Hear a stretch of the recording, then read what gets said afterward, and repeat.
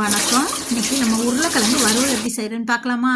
அதுக்கு 3 உருளைக்கிழங்கு எடுத்து மெலிசாக கட் பண்ணி சுடு தண்ணியில் போட்டு கொஞ்சம் ஒரு 4 கொதிக்க வச்சு வடிகட்டி வச்சுக்கிட்டேன். இப்போ கடுகு, உளுந்த பருப்பு, சோம்பு போட்டு கருவேப்பிலை போட்டு 2 பல்லு பூண்டு இடித்து போட்டு நான் தாளிச்சிருக்கேன். தாளிச்சிட்டு அந்த உருளைக்கிழங்கை எடுத்து அதில் கொட்டிக்கலாம். கொட்டிட்டு நல்லா சிம்மிலேயே வச்சு பிரட்டி விட்டுக்கிட்டே இருக்கலாம். நல்லா அது கொஞ்சம் சொடுங்கி வேகணும். அரை வேக்காடு தானே வெந்திருக்கு. இப்போ நம்ம உப்பு போட்டுக்கலாம். உப்பு போட்டுட்டு இன்னும் கொஞ்சம் நேரம் அதை அப்படியே சிம்மிலேயே வச்சு கிண்டிகிட்டே இருந்தோம்னா இன்னும் கொஞ்சம் நல்லா ட்ரை ஆகும். அந்த பதம் வந்ததுக்கப்புறம் நம்ம மஞ்சத்தூள், மிளகாத்தூள் போட்டுக்கலாம்.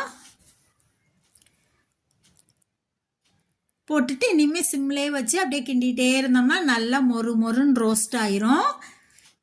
இந்த உருளைக்கிழங்கு வெரைட்டி ரைஸு, சாம்பார் சாதம், ரசம் சாதம், தயிர் சாதத்துக்கெல்லாம் செம காம்பினேஷன்.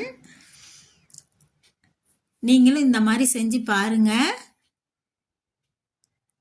நல்ல டேஸ்ட்டாக இருக்கும். சிம்பிளாக சூப்பராக செஞ்சிடலாம்.